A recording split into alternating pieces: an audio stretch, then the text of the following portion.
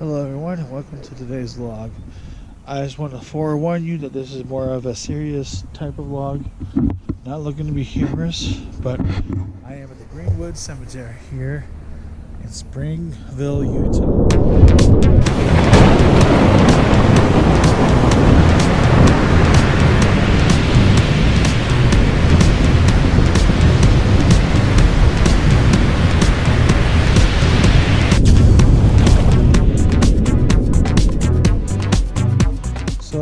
Like most clear-thinking American, I have a huge respect for the men and women who fought and gave their lives for this country. And the reason why I wanted to put this vlog together was to honor those men and women that did give their lives and also still serve our countries by visiting the 3 Medal of Honor winners who are buried in the state of Utah. Now, as mentioned before, I am here at the Evergreen Cemetery here in Springville, Utah, because there is one Medal of Honor winner who is buried here. And that person is Edward Stanley Michael, born on May 2nd, 1918, died May 10th, 1994. He was awarded the Medal of Honor in January of 1945 after serving in the Second World War. He was part of the American Air Force flying over Europe. And now you'll just notice that his headstone is not any typical Medal of Honor winner, because usually a Medal of Honor winner would have like would have the normal headstone there and have like a little white placard, like headstone, marking that they are a Medal of Honor winner. They served in the military, and this is where they are buried. So like I said earlier, he was born on May 2nd, 1918 in Chicago, Illinois. Now, why he is buried here in Utah is because in 1978, he actually converted to the LDS Church, which Utah is known for.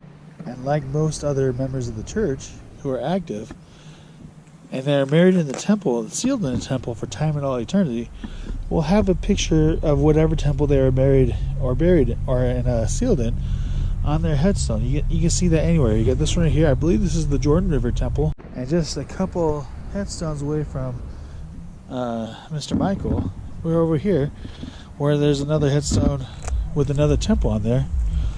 And again, just over here. That's very popular to do in the LDS Church.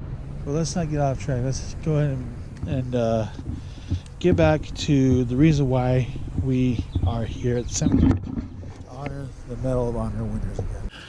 Edward Michael was awarded the Medal of Honor as the first lieutenant pilot of a B-17 8th Air Force for action on April 11th, 1944 over Stettin, Germany. His citation in part reads, First Lieutenant Michael flew the plane until he became exhausted from loss of blood, which had formed on the floor in pools, and he lost consciousness. The co-pilot succeeded in reaching England and sighted an RAF field near the course. First Lieutenant Michael finally regained consciousness and insisted upon taking over the controls to land the plane. The undercarriage was useless, the bomb bay doors were jammed open, and the hydraulic system were shot out. In addition, there was no airspeed indicator. The ball turret was jammed with guns pointing downward, and the flaps would not respond. Despite these apparently insurmountable obstacles, he landed the plane without mishap. Hey everybody, we're here at the Salt Lake City Cemetery to visit the last 2 people wanted to visit for this vlog. So let's go check it out. The Salt Lake City Cemetery has been around since 1848. The very first burial was in 1848. Marianne Wallace died at 20 months old. Her very first death here in the Salt Lake Cemetery. She's not here. We're not here, but I wanted to give a brief background. And when the pioneers first came to Salt Lake City Cemetery, or Salt Lake City, they didn't really have any official burial ground at all. So when Mary Wallace passed away, her father had wanted to, actually there were a few deaths, and then here they didn't really have any place to put the bodies, so they started burying them over on that general direction over there, and they wanted to have a place for them, so they started burying him there. But Marion Wallace's father wanted a nice secluded place to bury his daughter, so he came here, and she was the first burial here. And that's nowadays in today's world, or nowadays they have this cemetery that you can all enjoy, full of LDS leaders. Like, for example, right here is Gordon B. Hinckley, who was the 15th president of the LDS Church, and this big stone slab right here was David O. McKay. I think he was the 10th one. But we're not here for them, but we are here to visit some of the Medal of Honor winners, like Captain Mervyn S. Bennion right here. As you can see, he earned his Medal of Honor for World War II. Now, what his story is his story is actually pretty interesting. On the morning of December 7, 1941, the Japanese military attacked Pearl Harbor, Hawaii. And at the time, Hawaii was not officially a U.S. state. By the time it was an American territory. And us Americans, we had a U.S. naval base there in Pearl Harbor. And the reason why the Japanese had attacked Pearl Harbor is because America had the strongest fleet in the Pacific Ocean, that whole area. Captain Bennion here, he was captain of the USS West Virginia at the time, and he was on the bridge getting ready for the day, making sure his ship was clean. And the Japanese attacked, and his ship was bombed, and he was fatally injured, but he didn't die right away. And as he laid bleeding to death on the bridge of the USS West Virginia, he still commanded his ship, the men serving on his ship, to attack back, and he succumbed to his injuries.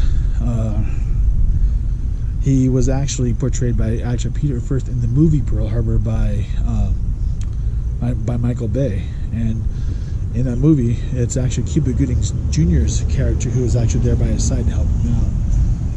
And that's who Mervyn S. Bennion is. He was born in Vernal, Utah, buried here in Salt Lake City, Utah.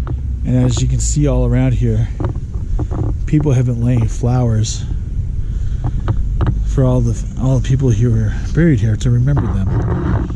And like over here and over there, and also by Captain Bennion, there's an American flag set there to commemorate them and what they have done for us, how they have saved, or how they had served our country and died for us in the line of duty.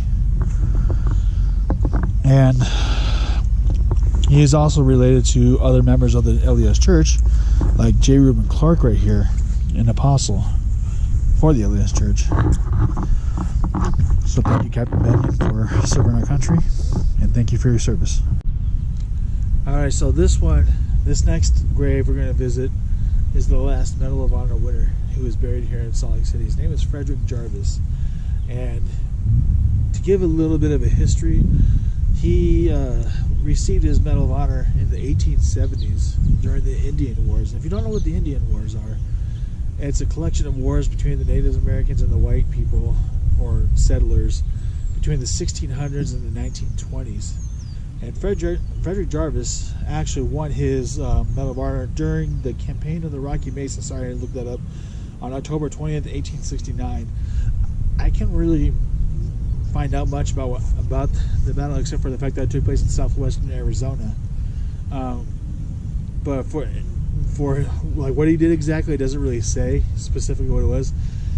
It was more for his gallantry in action, is what it is under. And he is actually located in the pretty much the far northern part of the cemetery. I can't zoom in, I'm using a GoPro, but if you look through here, through those trees all the way down there, you can see the military cemetery where everybody's buried. So I don't know why they have the Medal of Honor winners buried over there, but Mervyn S. Bennion, who we just looked at, was all the way over there, the military cemetery over there, and then just right here, right by this American flag, is Fred Jarvis. Died April 8th, 1894. as I stated before earlier in the vlog when we were in Springville, usually there'll be like a little symbol right there stating what religion he or she is, and it doesn't show that. I don't think he was Mormon.